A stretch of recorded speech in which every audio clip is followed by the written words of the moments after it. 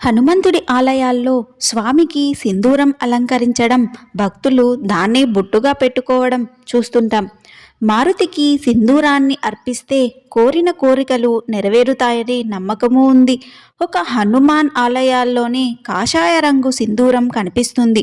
అసలు స్వామికి కుంకుమకు బదులు సింధూరం అర్పించడం వెనుక ఒక చిన్న కథే ఉంది. హనుమంతుడు సీతాదేవి జాడ తెలుసుకునేందుకు లంకలోని అశోకవనానికి చేరుకున్నప్పుడు వెంటనే సీతమ్మ దగ్గరకు వెళ్ళలేదట. కాసేపు అమ్మవారిని గమనించాడట. ఆ సమయంలో ఆమె పాపిటలోని సింధూరాన్ని చూశాడట. ఆ తరువాత సీతాదేవి చెంతకు వెళ్ళినప్పుడు సింధూర ధారణకు కారణాన్ని అడిగి తెలుసుకున్నాడట.